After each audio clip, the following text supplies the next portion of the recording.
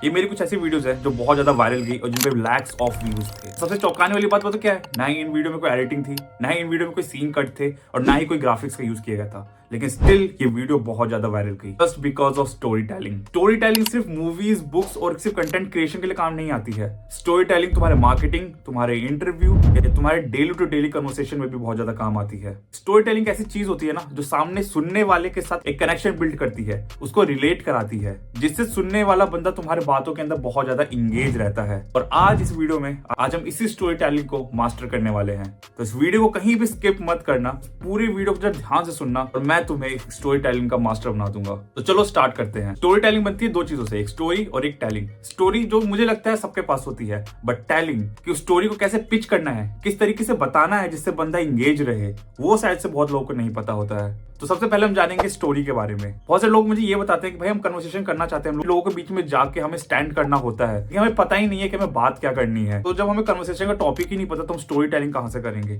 तो bro, story telling का सबसे पहला मेथड है घर से बाहर निकलना सीखो।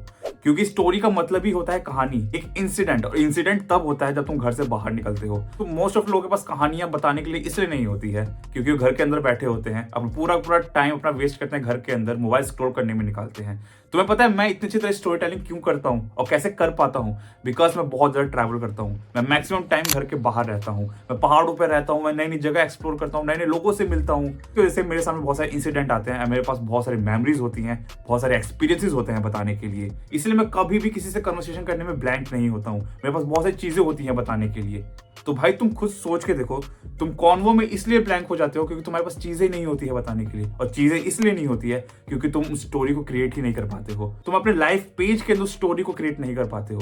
तो सबसे पहली चीज है घर से बाहर निकलना सीखो। स्टोरी तभी बनेगी जब तुम बाहर निकलोगे, तभी वो इंसिडेंट्स, वो चीजें तुम लोगों को बता पाओगे। दूसरी चीज, घर से बाहर निकलना इसलिए जरूरी है क्योंकि तुम लोगों को ऑब्जर्व करना सीखोगे। एक अच्छा स्टोरी टेलर एक बहुत अच्छा ऑब्जर्वर होता है, उसको पता होता है कि लोग कौन सी बात पे कैसे रिएक्ट करते हैं, कौन सी बात पे हंसते हैं, अंदर जो कौन सी बात बोलते हैं तो उसमें खुश रहते हैं, कौन सी बात पे गुस्सा हो जाते हैं। तो तुम्हें बाहर जब निकलोगे ना तो तुम्हें ये सब ऑब्जर्व करने को मिलेगा। और एक अच्छा ऑब्जर्वर एक अच्छा स्टोरी टेलर होता है, उसे पता है सामने वाले बंदे को किस तरीके से इंगेज रखना है, कौन कौन सी बातें बोल के। तो या दिस इज अ बेसिक चीज, बाहर निकलना सीखो। अब हम दूसरी चीज पे आते हैं, विच इज द टेलिंग।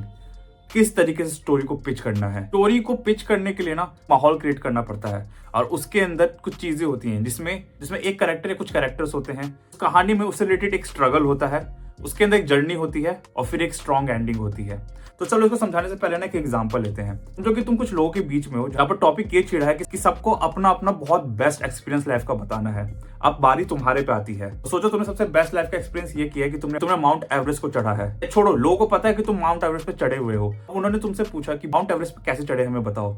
तो एक नॉर्मल कॉन्वो कैसे होगा कि माउंट एवरेस्ट पे चढ़ने के लिए मुझे पूरे 40 लाख रुपए लगे, जिसमें मेरे को बहुत अच्छे अच्छे इक्विपमेंट्स लेने पड़े, मेरे को एक शेरपा हायर करना पड़ा जो कि मेरे को माउंट एवरेस्ट तक ले गया, और साथ ही साथ मेरे को 6 महीने की पूरी ट्रेनिंग लगी। इसकी वजह से सक्सेसफुली मैंने माउंट एवरेस्ट का पीक टच किया और मैं वापस आ गया। ये है एक नॉर्मल कॉन्वो। अगर एक स्टोरी टेलर को यही चीज बतानी हो तो किस तरीके से बताएगा? माउंट एवरेस्ट पे चढ़ना वो भी एक मिडिल क्लास लड़के के लिए एक बहुत बड़ी चीज है, क्योंकि इसमें फिटनेस तो चाहिए ही चाहिए था, लेकिन इसमें मेरे को चाहिए था बहुत सारा पैसा। बट मेरे को वो अपना सपना पूरा करना था, क्योंकि मैं बचपन से माउंट एवरेस्ट की कहानी सुनता हुआ आ रहा था कि एक दुनिया का सबसे बड़ा पहाड़ जहाँ पे बहुत कम लोग चढ़ पाते हैं, उसको मुझे करके दिखाना था। और इसी चीज के लिए मैंने बहुत कड़ी मेहनत करी, मैंने उस पैसे को कमाने के लिए बहुत कड़ी मेहनत करी, और आखिरकार वो दिन आ गया जब मैं माउंट एवरेस्ट पर चढ़ने वाला था। मैंने अपनी सारी तैयारियां कर ली थी और आखिरकार मैं अपने फर्स्ट बेस कैंप पे जाने के लिए तैयार था। माउंट एवरेस्ट के पीक तक का चढ़ने का रास्ता बहुत ज्यादा मुश्किल था। बीच में एक ऐसा समय आया था कि तुम कह सकते हो कि मैं हार मान चुका था, क्योंकि उस वक्त कुछ ऐसा हुआ था कि मेरा पूरा आधा शरीर बर्फ के अंदर धंस चुका था, और मेरे अंदर इतनी भी शक्ति नहीं थी कि वहां से मैं बाहर निकलूं और उस पीक को जाके छू के आऊं, क्योंकि मेरे अंदर पूरी शक्ति खत्म हो चुकी थी। ऊपर से मेरे पीठ पे था 30 किलो का मेरा बैग। बट उस पीक पे चढ़ने का जुनून ने ना, मुझे नहीं पता कहां से, बट मैंने एक अलग ही एनर्जी महसूस करी, जिसकी वजह से मैं वहां से बाहर निकला, और सनराइज से पहले मैं माउंट एवरेस्ट की पीक पे था, जहां से मैं पूरी दुनिया देख पा रहा था। और सबसे बड़ी चीज, मेरे आंखों में आंसू थे, उस खुशी के आंसू। आखिरकार जो मैंने बचपन से जो सपना देखा था वो मैंने पूरा कर लिया है। दूसरी सबसे बड़ी खुशी कि मेरे पास लोगों को इस दुनिया को बताने के लिए एक नई कहानी आ चुकी है। तो तुमने देखा कि दूसरी कहानी को कितना ज्यादा मैंने इंटरेस्टिंग बनाया। अब हम इसमें कुछ पॉइंट्स को तोड़ेंगे और ये जानेंगे कि इसमें क्या क्या चीजों को मैंने यूज किया। स्टोरी टेलिंग सबसे पहली चीज होती है वो होता है एक पेन पॉइंट। अब सामने वाला बंदा तुम्हें इंटरेस्ट लेके तभी सुनेगा जब तक तुम एक पेन पॉइंट ना मारो। अब पेन पॉइंट क्या होता है हम ये समझते हैं। पेन पॉइंट होता है सामने वाले लिसनर को रिलेट कराना। जब कोई कहानी सुन रहा होता है ना, तो कहीं ना कहीं वो अपने आप को रिलेट कराता है या कहीं ना कहीं उस कहानी में अपने आप को कहीं ना कहीं रखता है। तो पहली स्टोरी में जब मैंने बताया कि मैंने सिर्फ 40 लाख रुपए लिए और मैं सिर्फ माउंट एवरेस्ट पे चढ़ गया, तो कोई भी रिलेट नहीं करेगा। पर जब सेकंड स्टोरी में जब मैंने ये बोला एक मिडिल क्लास लड़का जिसके पास पैसे नहीं है और वो माउंट एवरेस्ट चढ़ना चाहता है, तो कहीं ना कहीं सामने वाले लिसनर ने उसे रिलेट किया, क्योंकि एक मिडिल क्लास और पैसा ना होना एक पेन पॉइंट होता है। तो सामने वाला बंदा उस चीज को ध्यान से सुनता है और कहीं ना कहीं अपने आप से रिलेट कराता है। तुम्हें हमेशा याद रखना है कि जब स्टोरी टेलिंग कर रहे हो ना, तो उसमें कोई ना कोई एक पेन पॉइंट होना चाहिए या एक ऐसा पॉइंट होना चाहिए जिससे सामने वाला बंदा रिलेट कर सके और कहीं ना कहीं वो भी लाइफ में उस चीज से जूझता हो, तभी वो तुम्हारी बात को अच्छी तरीके से सुनेगा। दूसरी चीज है डिटेलिंग। फर्स्ट स्टोरी में मैंने इतनी डिटेलिंग डाली ही नहीं, लेकिन सेकंड स्टोरी में मैंने छोटी से छोटी डिटेलिंग डाली। डिटेलिंग डालने से क्या होता है कि सामने वाला जो बंदा होता है वो तुम्हारी बात को इमेजिन करता है, स्टोरी खुद अपने सामने विजुलाइज करता है।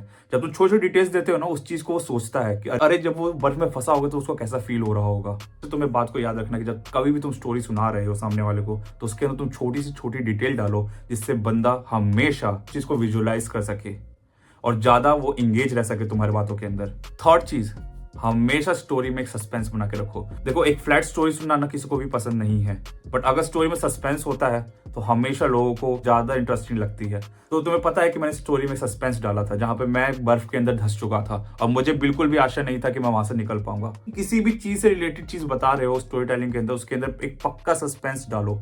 और फोर्थ, एक स्ट्रॉन्ग एंडिंग, क्योंकि देखो स्टोरी जब शुरू की है तो उसकी एंडिंग होगी ही होगी। तो किस तरीके से एक कैरेक्टर ने एक प्रॉब्लम को सॉल्व किया और किस तरीके से उसकी एक स्ट्रॉन्ग एंडिंग हुई। और स्ट्रॉन्ग एंडिंग हमेशा उस चीज के सॉल्यूशन के साथ होनी चाहिए, क्योंकि देखो हम ह्यूमंस इमोशन से भरे पड़े हैं। इमोशन ही वो चीज है जो बाकी एनिमल से हमें अलग बनाता है, क्योंकि हमारे अंदर इमोशंस हैं और हमें इसी चीज के साथ खेलना सीखना होगा। जब मैंने स्टोरी के लास्ट में बताया कि जब मैंने ये चीज कंप्लीट कर ली और मेरे आंखों में वो आंसू थे, मैं इमोशनल था, तो कहीं ना कहीं सामने वाला बंदा उस चीज को रिलेट कर पा रहा था। तो अपनी स्टोरीज में इमोशंस जितना ज्यादा तुम कनेक्ट करोगे ना लोगों के साथ, उतना ज्यादा बेटर होगा। क्योंकि सेल करना भी, कोई चीज बेचना भी एक इमोशन का पार्ट होता है। चाहे तुम अपनी कहानी बेच रहे हो, चाहे तुम अपने आप को बेच रहे हो, या चाहे तुम कोई एक प्रोडक्ट बेच रहे हो, अगर तुमने सामने वाले को इमोशन के साथ कनेक्ट कर लिया देन बैंग। क्योंकि एक नॉर्मल रात को अपने घर से अपने दोस्त के घर पे जाने तक की कहानी एक स्टोरी टेलर कैसे बताएगा। रात के 1 बजे मेरे दोस्त का कॉल आता है कि जल्द से जल्द मेरे घर पहुंच जा। अब मैं घर तो पहुंच जाता, लेकिन दिक्कत ये थी कि मेरे और मेरे दोस्त के घर पे जाने तक का रास्ता रात के 12 बजे से सुनसान हो जाता है। इसीलिए मैं अपने घर को लॉक करता हूँ और जल्दी से जल्दी अपने कदम बढ़ाते हुए अपने दोस्त के घर की तरफ जाता हूँ, क्योंकि उस पूरे रास्ते में बहुत ज्यादा अंधेरा था। क्योंकि कहीं ना कहीं मेरे दिल के अंदर डर भी बैठा हुआ था और इसीलिए मेरी नजरें हमेशा चौकन्नी थी और मैं सड़क के हर एक मोड़ पे हमेशा सतर्क हो जाता था और मैं सड़क पे होने वाली छोटी से छोटी आवाजों से भी सहम जाता था। ऐसे तैसे करके मैं आखिरकार 15 मिनट में अपने दोस्त के घर पे पहुंच गया और आखिरकार मैं वहां पहुंच के मैं सुकून की सांस ली। तो देखा तुम लोगों ने कि मैंने एक नॉर्मल सी चीज को कितना इंटरेस्टिंग बना दिया।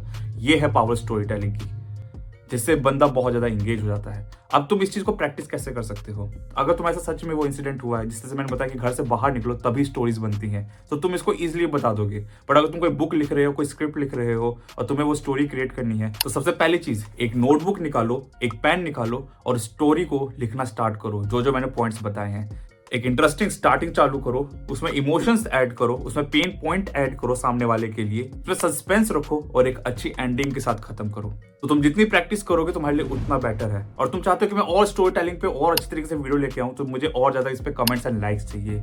मैं मिलता हूं तुम्हें नेक्स्ट वीडियो में। मैं हूं अनुज सिंह।